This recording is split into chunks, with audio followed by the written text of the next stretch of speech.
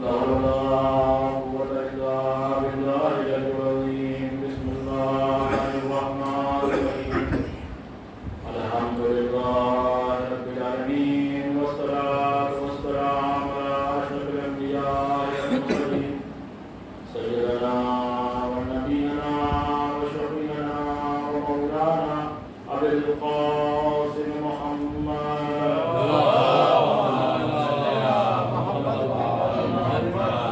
وآله الطيبين الطاهرين المعصومين المظلومين المنتقدين المنتجبين ورحمة الله على أعدائهم أجمعين من عن إلى قيام يوم الدين.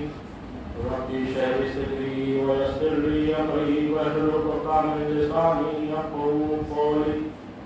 أما بعد فقد قال الله سبحانه تبارك وتعالى في كتابه المبين وهو أصدق الصادقين وقوله الحق. بسم الله الرحمن الرحيم. بقية الله خير لكم إن كنتم مؤمنين.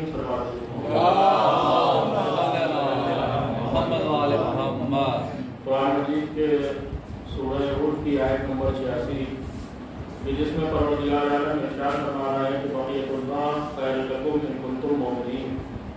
اللہ کا بقیہ تمہارے لیے باعث خیر و باعث برکت ہے اگر تم مومن ہو. بقیت اللہ یعنی آپ سب جانتے ہیں کہ ہمارے آخری امام کے القاب میں ایک لقب بقیت اللہ بھی ہے، یعنی جس کو اللہ نے باقی رکھا. بقیت اللہ یعنی اللہ کا بقیہ. قرآن صاف الفاظ میں کہہ رہا ہے کہ اللہ کا بقیہ تمہارے لیے باعث خیر و باعث برکت ہے، لیکن شرط یہ ہے کہ انسان کا مومن ہونا چاہیے. یعنی وجود حضرت امام زمانہ علیہ السلام ہمارے لیے باعث خیر ہے اور باعث برکت ہے، اور امام کی معرفت کو حاصل کرنا ہم پہ ضروری اور لازم ہے. اگر انسان امام کی معرفت نہیں حاصل کرتا ہے تو وہ دین سے ہٹ جاتا ہے. امام کی معرفت حاصل کرنے کے لیے نبی کریم ارشاد فرما رہے ہیں کہ من ماتا ولم یعرف امام زمانہ ماتا میتۃ الجاہلیہ. جس نے اپنے زمانے کے امام کو نہیں پہچانا اور مر گیا اس کی موت جاہلیت کی موت ہوگی. یعنی انسان کے اوپر ضروری ہے کہ اپنے زمانے کے امام کو پہچانے. اور جب انسان امام کو نہیں پہچانتا ہے تو پھر وجود میں کربلا جیسا واقعہ ہوتا ہے. کربلا کیوں وجود میں آئی؟ کیونکہ انسان نے امام کو پہچانا نہیں، امام کی معرفت نہیں تھی، لہذا کربلا وجود میں آئی. اگر سب لوگ غدیر میں مولا علی علیہ السلام کی ولایت اور ان کی امامت کو مان لیتے تو پھر کربلا وجود میں نہ آتی. کربلا وجود میں اس لیے آئی کہ زمانے کے امام کی لوگوں کو معرفت حاصل نہیں ہوئی تھی. آج ہم جس زمانے میں زندگی گزار رہے ہیں ہمارا امام زندہ ہے، ہمارا امام زندہ ہے، لیکن ہم اپنے امام کو دیکھ نہیں پا رہے، ہم اپنے امام سے ملاقات نہیں کر پا رہے. ہم 1200 سال سے دعا کر رہے ہیں، ہر نماز کے بعد دعا کرتے ہیں، ہر مجلس کے بعد دعا کرتے ہیں کہ اللہ امام کے ظہور میں تعجیل کر دے. آخر ہماری دعا قبول کیوں نہیں ہو رہی ہے؟ ہمارے امام کے ظہور میں تعجیل کیوں نہیں ہو رہی ہے؟ کیا کبھی ہم نے اس پہ غور و فکر کیا؟ ہم دعویٰ کرتے ہیں کہ ہم اپنے امام کو چاہتے ہیں، ہم اپنے امام سے محبت کرتے ہیں، لیکن کیا ہم اپنے کا تزکیہ کیا ہے کہ ہم اپنے عمل کے ذریعے سے، اپنے کردار کے ذریعے سے کیا ہم اس لائق ہو چکے ہیں کہ امام آئے اور ان کے ہم ناصر و مددگار بن سکیں؟ ہم دعا تو کرتے ہیں کہ پروردگار ہمیں امام کے ناصر و مددگار میں شمار کرنا، لیکن کیا کبھی ہم نے کوشش کی ہے کہ ہم امام کے ناصر و مددگار میں شمار ہو؟ ہمارا امام آ جائے، آج اگر امام کا ظہور ہو جائے تو کیا ہم آمادہ ہیں امام کے لیے؟ ہم آمادہ ہیں امام کے لیے؟ نہیں، امام کے لیے ہم آمادہ نہیں ہے. یہی وجہ ہے کہ پروردگار عالم امام کے ظہور میں تعجیل نہیں کر رہا ہے، کیونکہ ابھی ہم آمادہ نہیں ہیں. اور خداوند عالم کہہ رہا ہے کہ ہم قوم کے حالات اس وقت تک نہیں بدلتے ہیں جب تک کہ قوم خود نہ چاہے. یعنی قوم جب چاہے گی کہ ہمارے حالات بدلیں تبھی پروردگار عالم حالات بدلتا ہے. اگر کوئی محنت اور کوشش کرے، کاوش کرے، اپنے عمل کو بدلے، اپنے کردار کو بدلے، تب پروردگار عالم کہے گا کہ ہاں یہ قوم چاہ رہی ہے، آمادہ ہے اپنے امام کے لیے، لہذا اس امام کو हमें भेजना चाहिए, क्योंकि परवरदिगार आलम ने 11 इमामों को भेजा, उनके साथ उम्मत ने क्या सलूक किया? आप सब देखते हैं, किसी को शहीद कर दिया, किसी को कत्ल कर दिया, किसी को जहर दे दिया। तब आखिरी जो हुज्जत थी परवरदिगार आलम ने उसे पर्दे गैब में रखा। और पर्दे गैब में रखने का मतलब ये नहीं कि इंसान से हमारा राब्ता, इमाम से हमारा राब्ता टूट गया, नहीं, इमाम से हमारा राब्ता आज भी हो सकता है, लेकिन उसकी शर्त क्या है? कुरान कह रहा है कि तुम्हारे लिए बाइस खैर बरकत तभी है कि जब तुम मोमिन हो जाओ। सिर्फ ज़बान से नहीं कि हम मोमिन हैं, अली की विलायत को मानते हैं, बल्कि हम अमल के जरिए से हम दावा करते हैं कि इमाम को चाहते हैं, इमाम से मोहब्बत करते हैं। तो मोहब्बत का तकाज़ा क्या है? मोहब्बत का तकाज़ा तो ये है कि इंसान जिससे मोहब्बत करता है उससे राबते को मजबूत रखता है, उससे राब्ता मजबूत रखता है, उससे राब्ता तोड़ता नहीं है। आजकल आप देखें जवान जो मजाजी मोहब्बत में मुब्तला होते हैं, मजाजी इश्क में, जिसकी कोई हैसियत नहीं है, जिसका कोई हैसियत नहीं है, जब आज का जवान किसी मादी मोहब्बत में मुब्तला होता है तो क्या होता है कि हर चीज की खबर जिससे प्यार हुआ है, जिससे इश्क हुआ है, जिससे मोहब्बत हुई है, उसको बताता रहता है। का क्या अब अगर इंसान कहीं जा रहा है तो भी बता रहा है किससे, जिससे मोहब्बत है कि हम फला जगह जा रहे हैं। अगर इंसान जो है कहीं कोई लिबास तब्दील किया, नया लिबास पहना, तो वो बता रहा है कि आज हमने लिबास ऐसा पहना है। यानी मोहब्बत का तकाज़ा यह है कि इंसान हर चीज उसको बताता है जिससे मोहब्बत करता है, और उसको बताता रहता है, उससे राबते में रहता है। मजाजी मोहब्बत में जब आज का जवान मुब्तला होता है तो रात गुजार देता है, लेकिन मैसेजेस खत्म नहीं होते हैं, डेटा खत्म हो जाता है, लेकिन मैसेजेस खत्म नहीं होते हैं। क्यों? क्योंकि मोहब्बत जिससे है उससे राब्ते को तोड़ना नहीं चाह रहा है। यानी मोहब्बत जब इंसान को किसी से हो जाती है तो वो ये चाहता है कि हमारी हर एक्टिविटीज उसको मालूम होती रहे, हम क्या कर रहे हैं, हम कहाँ जा रहे हैं, हम क्या खा रहे हैं। आप देखते रहते हैं हर आज के जवान जब ये मजाजी मोहब्बत में मुब्तला होता है कि जिसकी हैसियत कोई नहीं है, कि जिसका वजूद कोई नहीं है, कि जो ऐसी मोहब्बत है कि अगर इन मोहब्बतों पर अगर शादियां हो जाए तो कुछ महीने के बाद तलाक हो जाती है। वो मोहब्बतें का यानी ये मादी मोहब्बत थी, ये जज्बाती मोहब्बत थी। लेकिन जब हम अपने इमाम से मोहब्बत करते हैं, जब हम अपने दीन से मोहब्बत करेंगे, जब हम अपने खुदा से मोहब्बत करेंगे, तो वो मोहब्बत मजाजी मोहब्बत नहीं होगी, बल्कि वो हकीकी मोहब्बत होगी। और जब इंसान हकीकी मोहब्बत हो जाती है तो फिर इंसान इन मोहब्बतों को अहमियत नहीं देता है। जब हम मजाजी मोहब्बत में मुब्तला होते हैं तो आज का जवान हर चीज बताता है, हर चीज की बारे में अपने उसको बताता है जिससे मोहब्बत करता है। तो हम दावा करते हैं कि हम अपने इमाम को चाहते हैं, हम अपने इमाम से मोहब्बत करते हैं। तो क्या हम अपनी जिंदगी के बारे में अपने इमाम को बताते हैं? हमें कितने अफराद हैं कि जो इमाम से राबता करते हैं, राबता करने की कोशिश करते हैं? नहीं, हम बहुत कम। अगर वो पूरे साल में अगर हुआ तो एक दिन, जिस दिन इमाम की विलादत हुई 15 शाबान को, हमने एक अरीजा लिखा। अरीजे में जो इमाम को एक रस्मी अरीजा कि हमने 15 शाबान को लिख दिया, इमाम आज आपकी विलादत है, तो हम सिर्फ और सिर्फ 15 शाबान को इमाम को याद करते हैं। लेकिन क्या है, अरीजा सिर्फ 15 शाबान को नहीं लिखना है। अरीजे के लिए कि जब भी तुम अगर इमाम के आशिक हो, इमाम से मोहब्बत करते हो, तो अपने हर अमल, अपने हर काम की खबर तुम अपने इमाम को दो। इसका मतलब ये नहीं है कि हमारा इमाम जानता नहीं है हमारी जिंदगी में जो हो रहा है, हमारी जिंदगी में जो होने वाला है, हमारी जिंदगी में जो होगा, सबसे इमाम वाकिफ है। लेकिन इमाम हमें भी देखना चाहते हैं कि जो हमसे मोहब्बत का दावा कर रहा है, आखिर ये कितनी हमसे मोहब्बत करता है, ये हमसे कितना राब्ता करने की कोशिश करता है। लिहाजा रवायात में है कि इंसान को सिर्फ और सिर्फ 15 शाबानी को अरीजा नहीं लिखना चाहिए, अपने इमाम से हर वक्त राब्ते में रहना चाहिए। इंसान के घर में कोई मुसीबत आ जाए तो इमाम से राब्ता करे, इंसान के घर में कोई खुशी हो तो इमाम को खत लिखे, इंसान किसी परेशानी में मुब्तला हो जाए तो इमाम से राब्ता करे। इंसान अपने हर लम्हे की खबर अपने इमाम को देता है, और जब इमाम से राब्ता हो जाएगा तो फिर इंसान की दुनिया भी अच्छी गुजरेगी और इंसान की आखिरत भी कामयाब होगी। जब इंसान का दुनिया से में इमाम से राब्ता रहेगा तो फिर उसका हर अमल ऐसा होगा कि हम अपने इमाम की रिजा के खातिर अमल करें। जब इमाम की रिजा के खातिर अमल करता है इंसान, तो फिर इंसान में तब्दीली आती है, इंसान की रूह कमाल की मंजिलों तक पहुंचती है। इंसान की रूह कब कमाल की मंजिलों तक पहुंचती है? जब इंसान अपना तज़किया नफ्स करे। आज आप देखें कि हमारी कौम के हालात बद से बदतर होते जा रहे हैं। हमारी कौम में तलाक का रेशियो बढ़ता जा रहा है, इख्तिलाफात इतने बढ़ रहे हैं कि अगर दो भाई भी हैं तो एक साथ एक घर में नहीं रह सकते। ये तालीमात अहले बैत से दूर होने का नतीजा है कि आज हम में इख्तिलाफात बढ़ते जा रहे हैं। न हम में मस्जिद का एहतराम बाकी रहा है, न इमाम बाड़े का तक़द्दुस बाकी रहा है।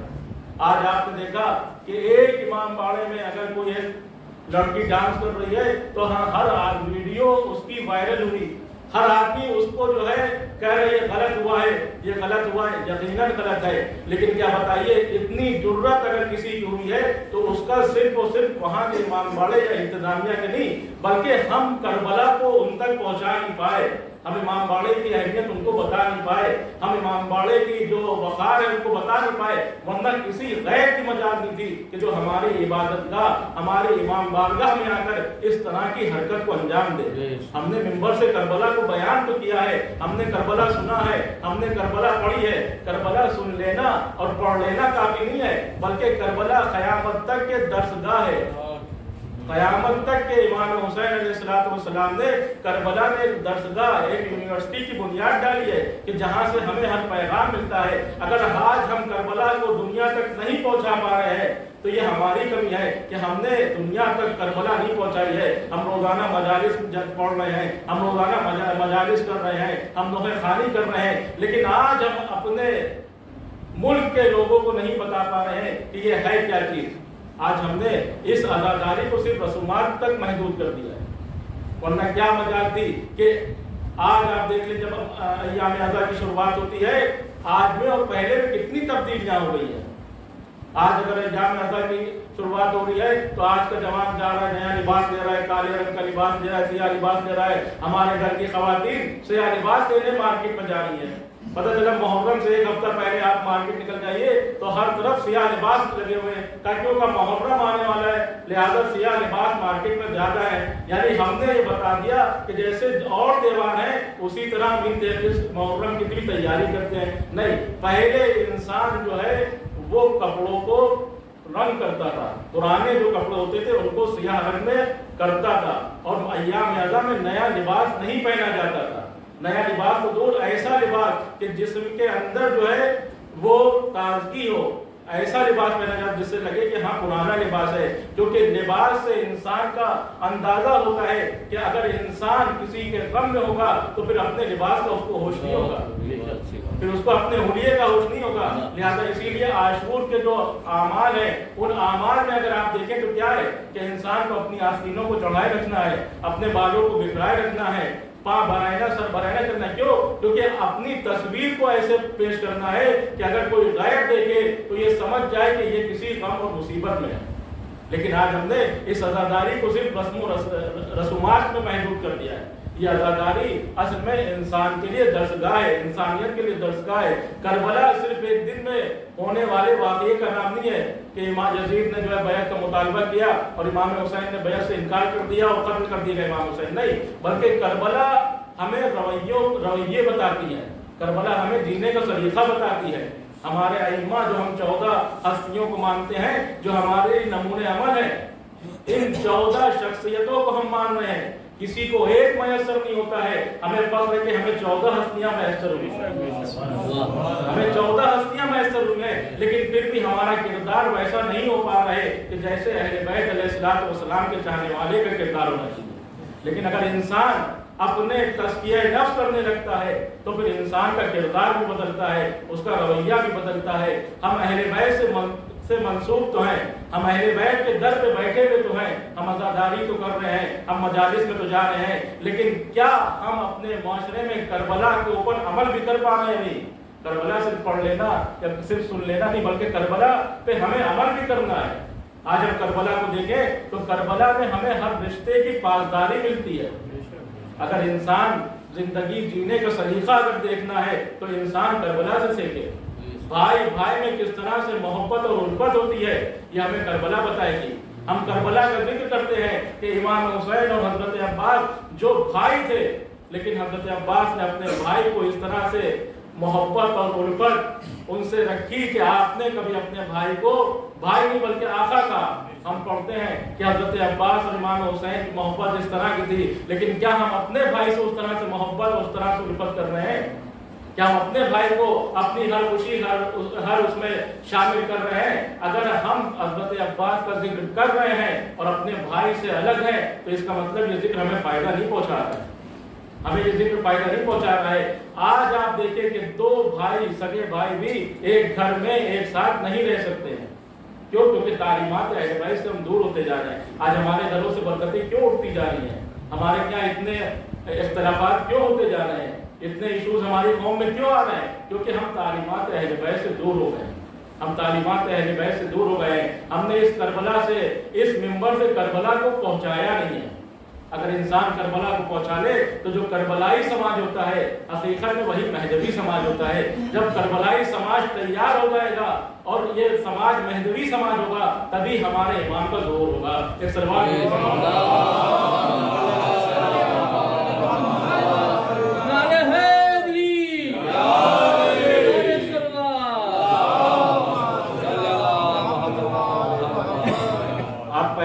माहौल को देखिए और आज के माहौल को देखिए। पहले एक घर में 6-6, 7-7 भाई होते थे, लेकिन सब एक साथ रहते थे, एक साथ खाते थे, एक साथ बैठते थे, दिन भर कहीं रहे। रात में जब खाना होता तो दस्तरखान पे सारे भाई एक साथ बैठेंगे, वालिदैन के साथ बैठते हैं। और आज का माहौल देख लीजिए, 2 भाई भी हैं तो कई दिन कोई ऐसे घराने भी है कि जहाँ सगे भाई एक ही घर में रह रहे हैं, लेकिन एक दूसरे की खबर नहीं है और जिक्र करबला का कर रहे हैं। ऐसे घर हैं कि आज मुहर्रम को नजर तो दिला रहे हैं हज़रत अब्बास की हाजिरी की, कि मौला अब्बास की नजर है, पूरे शहर को तो नजर में बुला लेंगे कि आप आइए हाजिरी में, हमारे क्या नजर में शिरकत करिए, लेकिन सगा भाई पड़ोस में है उसको नहीं पूछ रहे हैं। तो बताइए क्या ऐसी हाजिरी, ऐसी नजरें कि जिसमें जो मौला अब्बास के नाम पे दिलाई जा रही है, जिसमें पूरा शहर आए और सगा भाई नहीं आए, क्या ऐसी नजर मौला अब्बास कबूल करेंगे? क्या ऐसे नजरें, ऐसी हाजिरी क्या इमाम हुसैन अलैहिस्सलाम कबूल करेंगे? नहीं। इमाम हुसैन और करबला और जो दीन हमारा है वो ये नहीं देखता है कि तुम क्या कर रहे हो, बल्कि वो नियत देखता है, तुम्हारी नियत कैसी है, तुम्हारा खुलूस क्या है। अगर इंसान की नियत अच्छी है तो यकीनन वो फिर करबला के बताए हुए रास्ते भी चलेगा, फिर चाहे जितने इख्तिलाफात हो उन इख्तिलाफात को खत्म करेगा। आज आप देख लिए कि घर में अगर 5 अफराद 6 अफराद हैं और 4 और 5 अफराद जो है, आज हर घर में अगर 10 अफराद हैं या 8 अफराद, उसमें आधे से ज्यादा अफराद जो है वो जॉब या कमाई कमा रहे होंगे। अगर 4 भाई हैं तो चारों भाई कमा रहे होंगे, लेकिन और उसके बाद ये होता है कि कमा रहे हैं, पैसा कमा रहे हैं, लेकिन आखिरी महीने में हर घर का यही दस्तूर है कि आखिरी जब महीना होता है, आखिरी की तारीखें होती हैं तो कहा जाता है जाओ पड़ोस की दुकान से सामान ले आओ, अगले महीने की जब तनख्वाह आएगी भिजवा दिया जाएगा। लेकिन ये आज का दौर हो गया है कि इंसान कमा रहा है, 4-4, 5-5 अफराद घर में है, सब कमा रहे हैं, लेकिन पूरा नहीं हो पा रहा है। लेकिन पहले का दौर क्या था? एक कमाने वाला होता था, फैमिली भी बड़ी होती थी, 6-6, 7-7 औलादें हैं, खानवादा भी बड़ा होता था, मेहमान नवाजी भी रहती थी। अगर कोई गांव का एक आदमी शहर में आ गया तो उस गांव का कोई भी अगर शहर में आएगा तो उसके घर जरूर जाएगा। मेहमानदारी रहती है, मेहमान नवाजी रहती थी, यानी सब कुछ रहता था।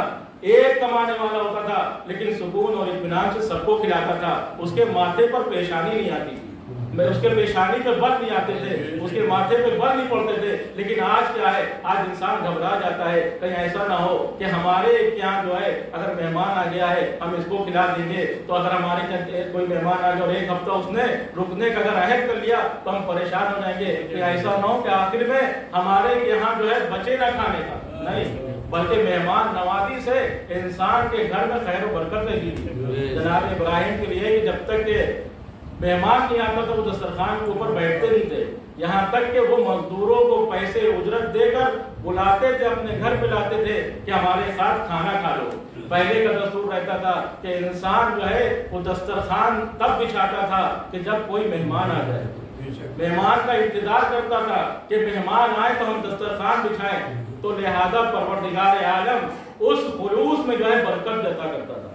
انسان کم کماتا تھا لیکن برکت ہوتی تھی. آج اگر کوئی مہمان آ جاتا ہے تو انتظار ہوتا ہے کہ مہمان چلا جائے تب دسترخوان بچھایا جائے گا. لہذا جب ہم اپنے لیے سوچتے ہیں تو پروردگار عالم بھی برکت کو اور رحمت کو اٹھا لیتا ہے. اور ایسا نہیں ہے کہ بہت سے افراد ایسے ہوتے ہیں کہ جن کی عمر گھمنڈ آ جاتا ہے, اگر دولت کما لی, اقتدار آ جائے تو سوچتے ہیں ہم نے خود کمایا ہے. نہیں, جب تک کہ پروردگار عالم کی رحمت نہ ہو انسان جو ہے وہ ترقی نہیں کر سکتا, چاہے جتنی محنت کر لے. جب تک کہ رحمت پروردگار شامل حال نہیں ہوگی انسان ترقی نہیں کر سکتا ہے. نبی کریم ایک بار مسجد نبوی میں درس دے رہے ہیں, وعظ دے رہے ہیں, تقریر کر رہے ہیں. پہلے آج کل کی مسجدیں نہیں ہے کہ جس میں صرف و صرف نماز پڑھائی جائے. نبی کریم روزانہ نماز کے بعد بیٹھتے تھے, لوگوں کے مسائل کو حل کرتے تھے. کسی کا فیملی میٹر ہے, کسی سے کچھ اختلاف ہو گیا, کسی کو کوئی پریشانی ہے, کسی کو کوئی مصیبت تھی تو نبی کریم وہ حل کرتے تھے. صرف مسجدیں نماز روزے کے لیے نہیں ہے, مسجدوں میں شادیاں ہوتی تھی. جب مسجدوں میں شادیاں ہوں گی, جو رشتے مسجدوں سے جڑیں گے یقیناً وہ کامیاب رشتے ہوں گے.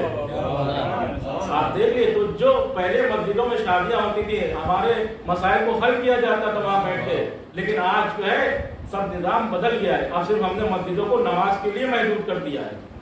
تو نبی کریم واعظ دے رہے ہیں, تقریر ختم ہوئی, ایک شخص کھڑا ہو گیا, کہا اللہ کے نبی بہت پریشان ہے, کوئی ذریعہ معاش نہیں, گھر میں پاکوں کی نوبت آ گئی ہے, ہمیں کچھ ایسا طریقہ بتا دیے کہ جس سے ہم اپنے ذریعہ معاش تلاش کر سکیں, ہم کچھ کما سکیں. نبی کریم نے اپنے صحابی کو حکم دیا کہ جاؤ اور فلاں ہمارے فلاں مقام پر ایک بکری ہے, اس کو لا کر دے دو. اس کو بکری دکھا, تم اس کے ذریعے سے اپنا ذریعہ معاش کرو, تم اس کا دودھ نکالو اور اس کو فروخت کرو. اسی طرح تم ابھی اپنے کھانے پینے کا انتظام کرتے رہو. وہ شخص جو ہے اس کو ایک بکری دی گئی, وہ اپنا اس سے دودھ نچوڑتا تھا, اس کے بعد اس کو فروخت کرتا تھا. دھیرے دھیرے کیا ہوا, اس نے اس کا جب یہ کام بڑھتا گیا تو روزانہ وہ اس پیسوں سے جو آتا تھا روزانہ معین کر لیا تھا, اتنا پیسہ ہمیں سیو کرنا ہے. تو وہ سیو کرتا رہا. ایک وقت وہ آیا کہ اس نے ایک بکری سے 2 بکریاں خرید لی. اس کے بعد پھر ان 2 بکریوں کو جب اس نے دودھ فروخت کرنا کہا جا تو وہ 4 بکریاں ہو گئی, پھر 10 بکریاں ہو گئی, اور پھر ایک وقت وہ آیا کہ وہ عرب کا سب سے بڑا بکریوں کا تاجر بن گیا, سب سے بڑا تاجر بن گیا. لیکن جو اس میں ترقی ہو رہی تھی اس کی مسجد میں آمد کم ہوتی جا رہی تھی. جب اس کے پاس کچھ نہیں تھا تو وہ ہر وقت نماز میں آتا تھا, صبح بھی آ رہا ہے, ظہر میں بھی آ رہا ہے, مغرب میں بھی آ رہا ہے. لیکن جب اس کا کاروبار, اس کی تجارت تھوڑی سی بڑھی تو پھر ہفتے میں وہ 2-3 دن نظر آنے لگا. پھر ایسا ہوا کہ 1 دن نظر آنے لگا. جب اس کا کاروبار بہت زیادہ بڑھ گیا تو اس نے مسجد آنا چھوڑ دیا. اب جب انسان یہ سوچتا ہے کہ ہم نے کمایا ہے, اپنی محنت سے کمایا ہے, تو پھر پروردگار عالم سے دور ہوتا جاتا ہے. لیکن جب انسان یہ سوچتا ہے کہ ہمارے پاس جو کچھ ہے وہ خدا بند متعال کا دیا ہوا ہے تو پھر انسان جو ہے خدا سے لو لگاتا ہے. آج بھی ایسے افراد ہیں کہ جو جن کو پر اتنا ہوا جاتا ہے کہ ہمارے وقت نہیں ملتا ہے نماز کے لیے, وقت نہیں ملتا ہے ہمیں مجلس کے لیے, وقت نہیں ملتا ہے ہمیں کہیں آنے جانے کے لیے. تو لہٰذا دینی کاموں کے لیے وقت ملے نہ ملے, وقت کو نکالا جاتا ہے, وقت کو نکالا جاتا ہے. لہٰذا اس کی مسجد میں آمد ختم ہو گئی, وہ آنا اس نے چھوڑ دیا مسجد میں. جب نبی کریم نے دیکھا کہ کافی عرصہ گزر گیا, وہ شخص نظر نہیں آ رہا ہے, تو ایک دن نبی کریم جو ہے وہ واعظ دینے کے بعد کہنے لگا, لوگوں کیا تمہیں یاد ہے کہ ایک شخص یہاں آتا تھا جو بہت پریشان حال تھا, جس کے پاس کوئی رزق نہیں تھا, کوئی روزی نہیں تھی. کہاں اللہ کے نبی, کہا ہم نے اس کو ایک بکری دی تھی. کہاں آپ نے بکری دی تھی؟ وہ بکری جب سے آپ نے دی ہے, جو اس نے اس بکری کے ذریعے سے تجارت شروع کی ہے, تو آج وہ عرب کا بہت بڑا تاجر ہو گیا ہے. اس کی بکریاں دوسرے شہروں میں جاتی ہیں, اس کی بکریوں کا کاروبار بہت بڑا ہے. کہ وہ مسجد میں کیوں نہیں آتا, کہ اس کو وقت نہیں ملتا ہے. کہ اس تک میرا یہ پیغام پہنچا دو کہ اللہ کے نبی نے تمہیں ایک دن بلایا ہے, کہ ایک دن وقت نکال کر نماز میں آ جاؤ. اب اس کو ڈھونڈا گیا, صاحب نے ڈھونڈا کہ ہاں وہ تاجر کہاں ہے, اس تک پہنچے اور کہا اللہ کے نبی نے تمہیں بلایا ہے. اور پوچھا نماز کی جگہ میں وقت نہیں ملتا ہے. کہ ٹھیک ہے تمہیں وقت نہیں ملتا, لیکن اللہ کے نبی نے کہا کہ ایک دن تم نماز میں آ جاؤ, کچھ گفتگو کرنا ہے اللہ کے نبی کو. لہٰذا اس نے وقت نکال کے نماز میں آئے, نماز ختم ہو گئی. اس کے بعد نبی خدا نے کہا کہ اے شخص یہ بتا کہ تم مسجد میں آنا کیوں چھوڑ دیا, تو نے نماز پڑھنا کیوں چھوڑ دیا؟ کہا اللہ کے نبی ہمیں وقت نہیں مل پاتا ہے, ہمارا کاروبار اتنا زیادہ ہو گیا ہے کہ ہمیں اب وقت نہیں مل پاتا کہ ہم مسجد میں آئیں. تو نبی کریم نے کہا کیا تمہیں یاد ہے کہ تم جب یہاں آئے تھے تو بہت پریشان تھے. کہاں اللہ کے نبی؟ کہا ہم نے تمہیں اس وقت ایک بکری دی تھی.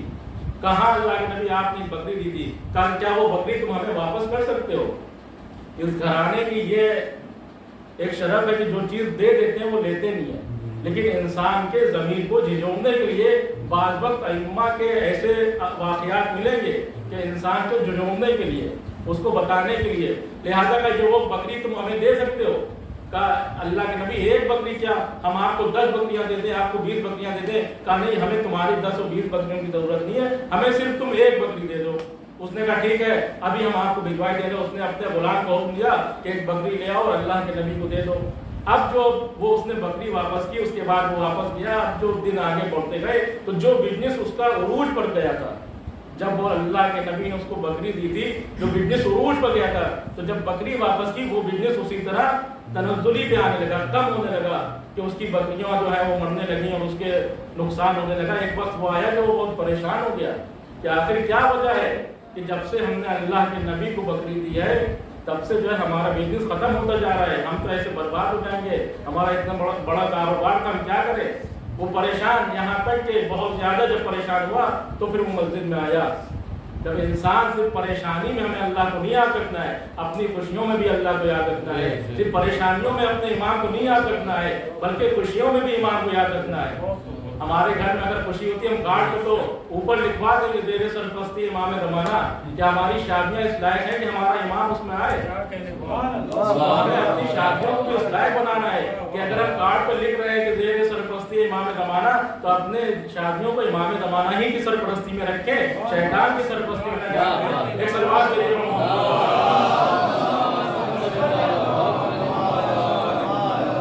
اب وہ پریشانی کی حالت میں آیا کہ اللہ کے نبی جب سے ہم نے آپ کو بکری دی تھی ہمارا جو ہے وہ بزنس ختم ہوتا جا رہا ہے، ہماری تجارت ختم ہوتی جا رہی ہے.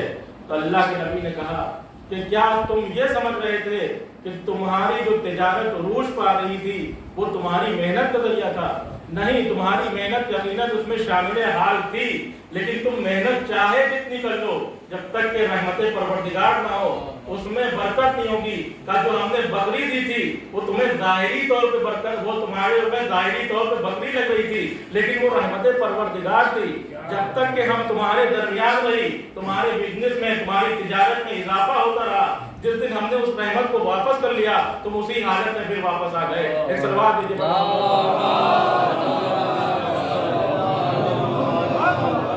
لہذا اس کے بعد اللہ کے نبی نے کہا کہ اس نے معافی مانگی ہے، نہیں اللہ کے نبی ہم سے غلطی ہو گئی، اب ہم اللہ کے در کو نہیں چھوڑیں گے. لہذا اللہ کے نبی نے اسے معاف کیا، کہا میں نے بھی معاف کیا، میرا خدا بھی معاف کیا، لیکن کبھی بھی تم اپنی تجارت میں اپنی یعنی جب تم کامیابی ہو تو کبھی اپنے دین کو، اپنے ایمان کو اور اپنے اللہ کو نہ بھولنا. آج کیا ہوتا ہے، ذرا سا ہم مصروف ہوئے اپنے گھر کی خوشیوں میں ہم دین کو بھول جاتے ہیں، نماز کو بھول جاتے ہیں، روزے کو بھول جاتے ہیں، ہم بھی بھول جاتے ہیں. لیکن ہمیں اپنے سماج کو مہذبی سماج بنانا ہے، ہمیں ایسا سماج بنانا ہے کہ جس میں امام آ کر خوش ہو سکے، اور جبھی ہوگا جب ہم خود چاہیں. تو قرآن کہہ رہا ہے کہ بقیت اللہ کا وجود یعنی تبھی باعث خیر و برکت ہے کہ جب انسان مومن ہو جائے. مومن کے لیے وجود حضرت امام زمانہ علیہ السلام جو ہے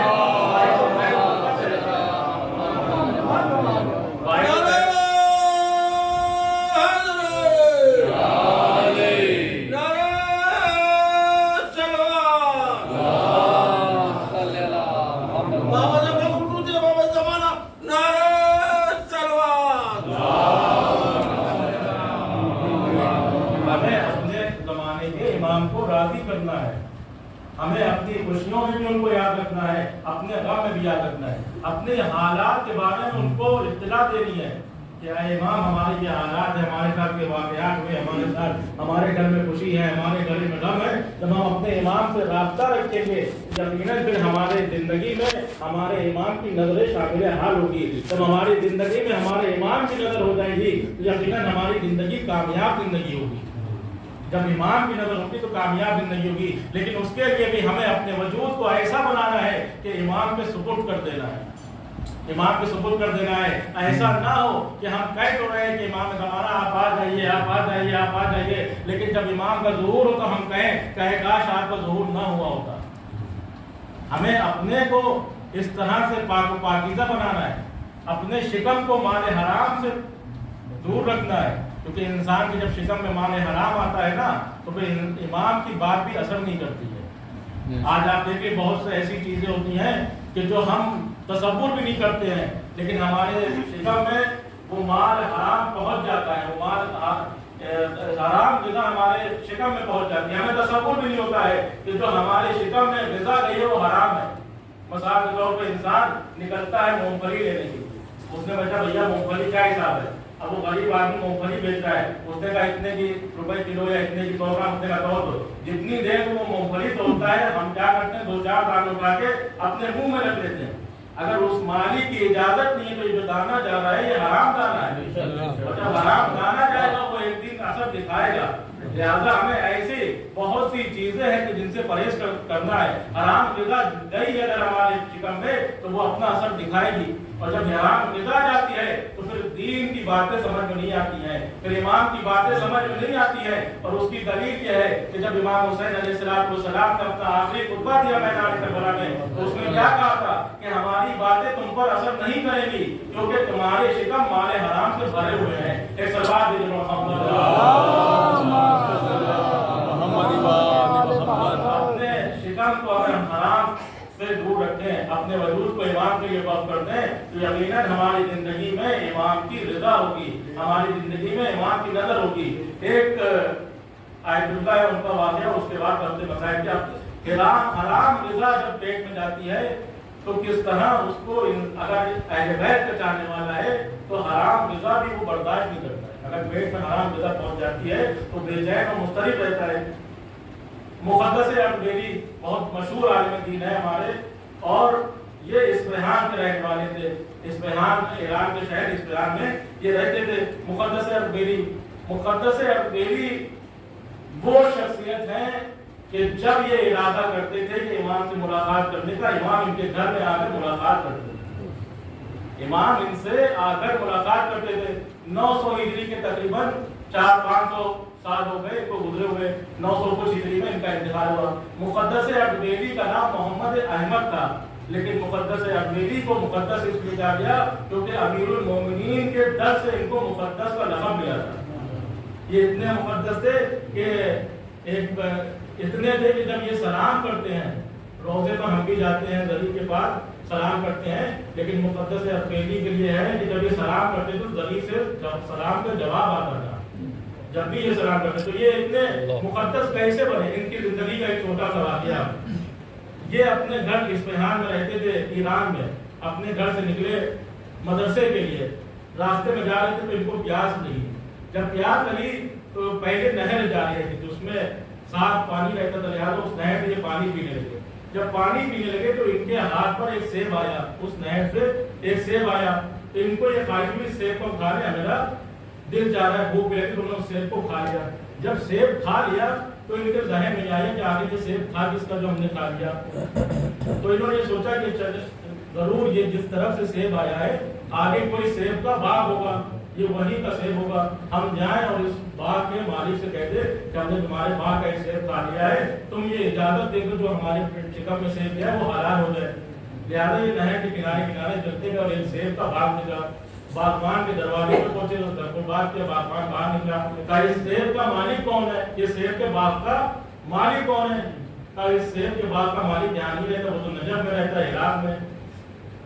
اب یہ وہ ہوئے کہ ہمیں نجف جانا پڑے گا ایک سیب کو معاف کرانے کے لیے، حلال کرانے کے لیے. ایک سیب کو ہمیں نجف جانا. ایران میں پھر اپنے اصفہان میں اپنے گھر واپس آئے، اپنے بابا سے بتایا بابا مجھے عراق جانا ہے، نجف جانے کا. کیوں؟ تو ہم نے ایک سیب کھا لیا ہے اور وہ مالک کی اجازت ہے یا نہیں ہمیں پتہ نہیں، لہٰذا مالک کی اجازت دینے کے لیے اس سیب کو حلال کرانے کے لیے ہم عراق جا رہے ہیں.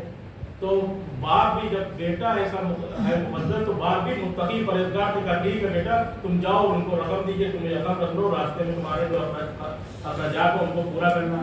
تب اس سے آپ تصور کیے اگر انسان کے دل میں اہل بیت کی محبت ہے अगर इंसान अहले बैत से मुतमस्सिक है, एक सेब भी अगर हराम जाता है तो मुस्तरिब और बेचैन रहता है, लेकिन अगर अहले बैत से बुग़्ज़ होता है तो पूरा बाग भी खा लेता है, उसे अफसोस नहीं होता है।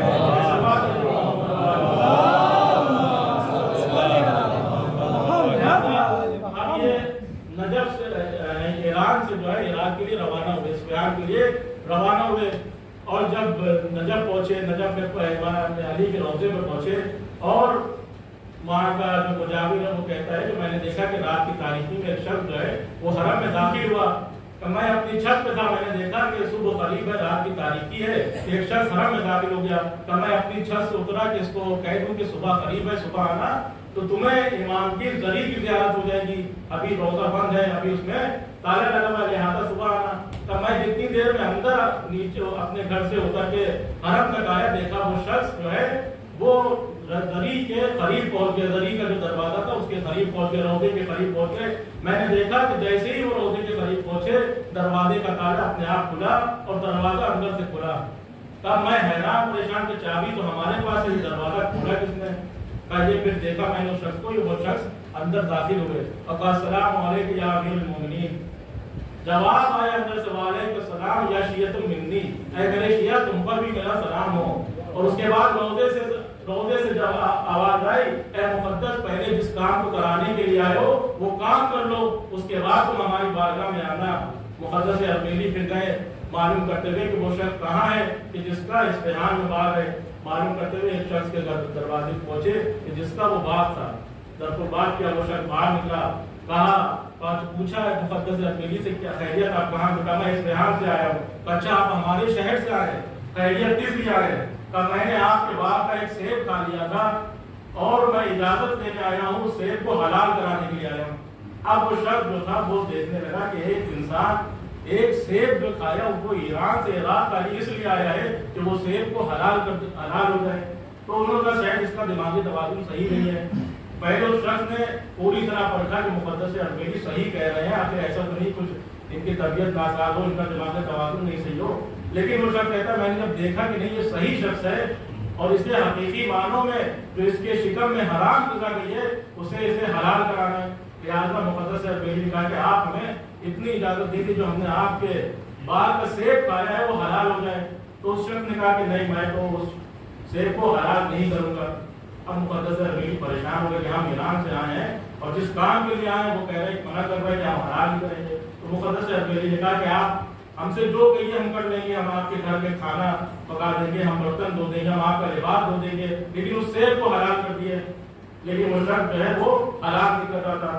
आखिर में फिर जब बहुत ज्यादा इनका इसरार बढ़ा तो उस शख्स ने कहा ठीक है एक शर्त पे इस सेब को हलाल करेंगे। क्या शर्त है? तो तुम मेरी बेटी से शादी करो।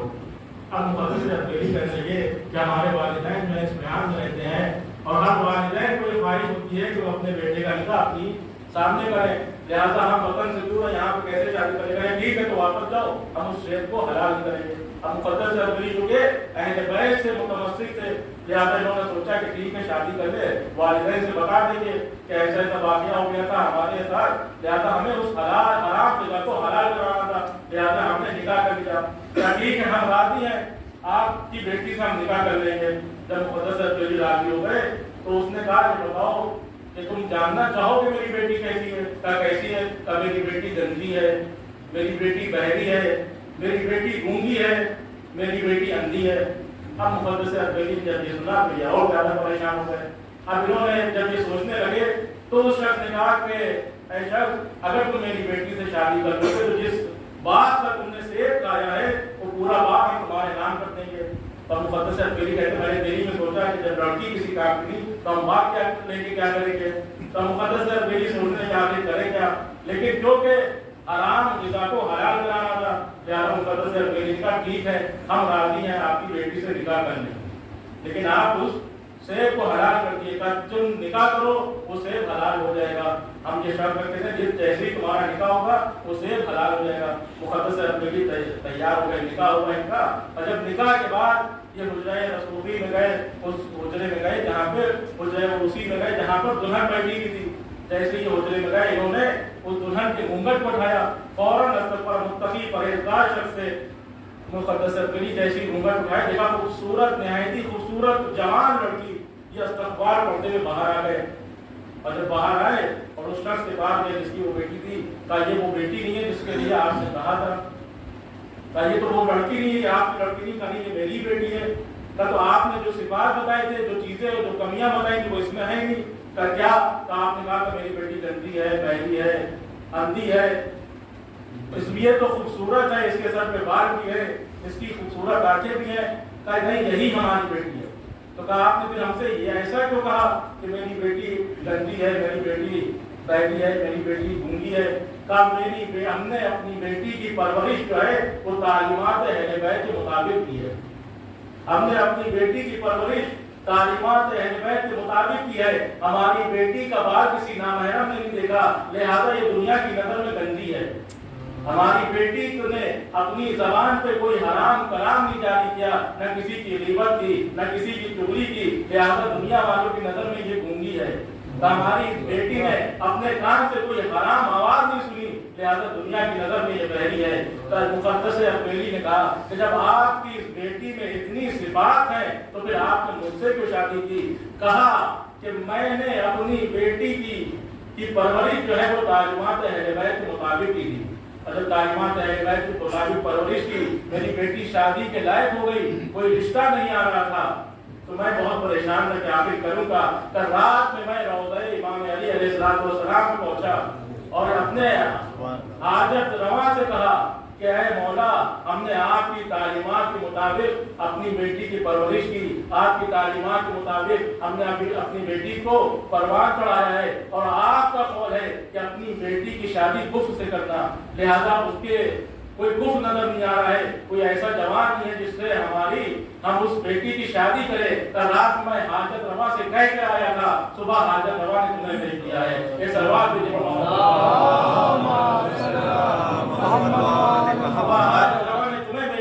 मैंने देखा कि तब तुम इतना मुत्तकी और तुम इतने परहेजगार हो कि एक सेब को हलाल कराने के लिए तुम अपने मुल्क से यहाँ गए, तो यकीनन तुम हमारी बेटी के लिए बेहतरीन शौहर साबित हो गए। एक सलवात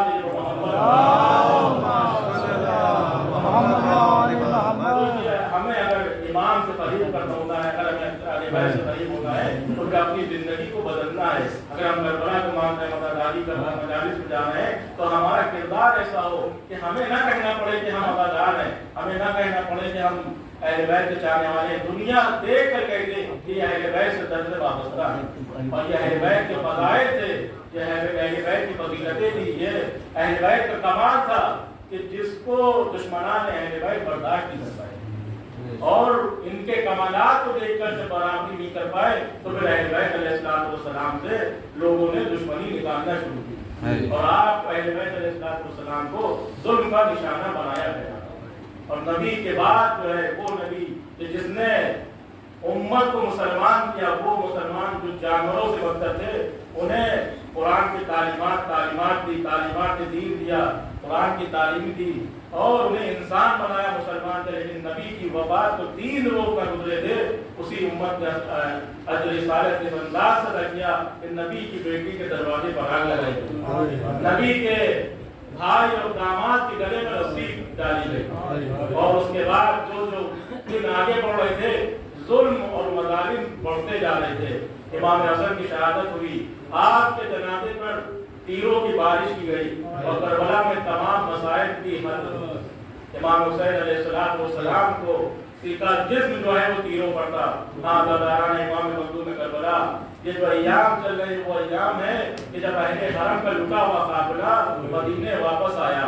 एक वक्त वो आया कि जब ये कैदी तमाम कैद खाने में तमाम कैदी है, इमाम सज्जाद को यजीद ने बुलाया और एक लोहार को बुलाया, कहा इसको आज़ाद कर दो, इसके हाथों से हथकड़ियों को हटा दो, पैरों से बेड़ियों को हटा दो। इमाम के हाथों से हथकड़ियां खोली गई, पैरों से बेड़ियां खोली गई। इमाम सज्जाद कैद खाने में जाते, जनाब ज़ैनब पूछती बेटा सब खैरियत तो है? कहा कि अम्मा हमें आज़ाद कर दिया गया है, अब आप बताइए हम यहाँ रहे या मदीने चले? कहा बेटा यजीद से कह दो एक मकान खाली करके दे कि जिसमें हम अपने भैया का मातम करें, और जब से मेरा भैया मारा गया है हम अपने भैया पर रोए नहीं है। 3 दिन मातम हुआ, उसके बाद ये काफिला अरे शाम से करबला आया, करबला में इन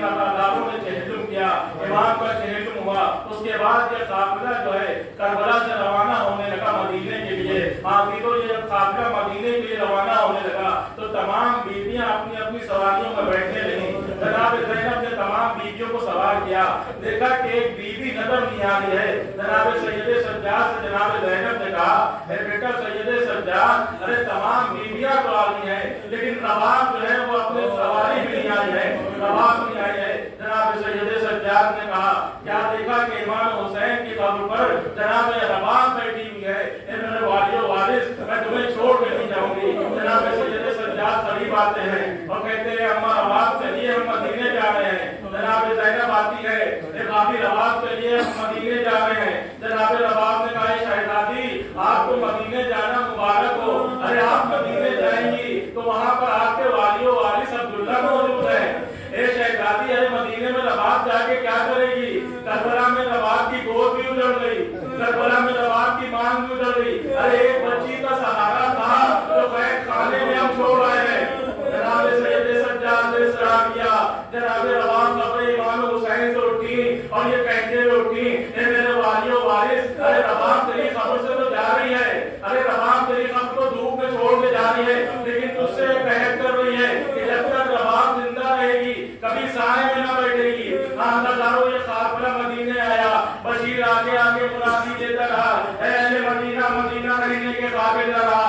ارے نماز رسول مدینے میں قتل کر دیا گیا. ارے اٹھا ہوا قافلہ مدینے آیا ہے. حافظ و زمانے جناب رواں کا دستور یہی رہتا تھا کہ وہ دھوپ میں بیٹھے ہوئے امام حسین پہ گریا کرتی رہتی تھی, امام حسین پہ ماتم کرتی رہتی تھی. پانی آتا تو جناب علی اصغر کو پکارتی تھی, پانی دے دیتا تو دیکھتی تھی جناب سکینہ کو آواز دیتی تھی. آدھی کو جب بارش ہوتی تھی جناب زینب قریب آتی تھی اور کہتی تھی اے بھیا اے بھابی رباب ارے آئیے بارش ہو رہی ہے, آپ ذرا اندر چلیے, آپ سائے میں آ جائیے, ارے بارش ہو رہی ہے. جناب رباب کہتی تھی اے شہزادی ارے یہاں تو پانی گر رہا ہے, ارے میرے آقا پہ تو تیروں کی بارش ہوئی تھی, میرے آقا پہ تو تیروں کی بارش ہوئی تھی. آدھی کو یہ دستور جاری ہوا. ایک دن ابو حمزہ شمالی جو امام کے صحابی تھے, چوتھے امام کے صحابی تھے جن کی آپ رمضان میں دعا پڑھتے ہیں, وہ امام سے ملنے آتے ہیں. ارے صحن خانہ سے ہوتے ہوئے قریب ان کو امام کے پاس لے جاتی ہے. جب اور امام سے وہ گفتگو کرتے ہیں, سوال و جواب ہوتے ہیں, کافی دیر ابو حمزہ شمالی امام سے گفتگو کرتے ہیں. اس کے بعد آتے تو کیا دیکھتے ہیں کہ ایک بیوی ہے کہ جو دھوپ میں بیٹھی ہوئی ہے, دھوپ میں بیٹھی ہوئی ہے. جب ابو حمزہ شمالی جاتے ہیں تب بھی دیکھتے ہیں کہ وہ بیوی جو ہے دھوپ میں بیٹھی ہوئی ہے. ابو حمزہ شمالی رک جاتے ہیں. امام کہتے ہیں ابو حمزہ کیا دیکھ رہے ہو؟ کہے آقا کہ یہ بتائیے کنیزوں سے غلطیاں نہیں ہوتی ہیں؟ کہاں ابو حمزہ کنیزوں سے غلطیاں ہوتی ہیں. کہے آقا اگر آپ کی کنیز سے کوئی غلطی ہو گئی ہے تو آپ نے ایسی سزا کیوں دی کہ آپ اس کو دھوپ میں بیٹھا گئے؟ وہ جناب امام سجاد کے آنکھوں سے آنسو جاری ہوئے. کہے ابو حمزہ وہ کنیز بھی ہماری ماں رباب ہے, ارے جب سے کربلا سے آئی ہے وہ سائے میں نہ بیٹھی ہے. ارے ابو حمزہ تو چلے جاتے ہیں, امام سجاد آتے ہیں اور کہتے ہیں اماں رباب ارے اب سائے میں آ جائیے, ارے اب دوسرے لوگ ہمیں تنگ دے رہے ہیں, ہم پہ تانا کر رہے ہیں. اے اماں آپ کا سائے میں آ جائیے. جناب رباب جو ہے وہ سائے میں نہیں آتی ہے. ایک بار جناب سید سجاد کہتے ہیں کہ اماں میں وقت کا امام ہوں, بحیثیت امام کہہ رہا ہوں کہ آپ سائے میں آ جائیے. ارے جناب زینب نے سہارا دیا, تمام بیویوں نے جناب رباب کو سہارا دیا کہ دھوپ سے سائے میں آئے. ارے جیسے ہی جناب رباب اٹھی, ارے آسمان کی طرف اپنی نظروں کو کیا کہ پروردگار اس کنیز کی راہ جب لینا, ایک امام سے وعدہ کر کے آئی ہوں کہ کبھی سائے میں نہ بیٹھوں گی. ایک امام حکم دے رہا ہے کہ سائے میں چلو, اے پروردگار اس کنیز کی راہ جبنا. اور جیسے ہی جناب رباب نے اپنا قدم آگے بڑھایا, ایک بار جناب رباب زمین پہ گر گئی. امام سجاد کی نفس سے آواز نکلی انا للہ و انا الیہ راجعون. اے پھوپھی زینب ارے جے ہمارے بابا کی ادا چلی گئی, ارے آج ہمارے بابا میں دیا کرنے والی ادا انا للہ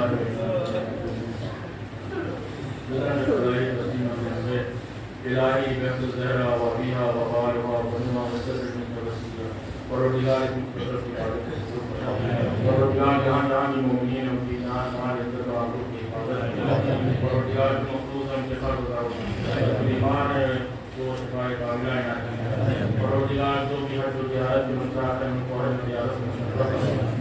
تمام مقدس مقامات کی حفاظت فرمائے۔ تمام علماء مرجع قادری خطبہ علماء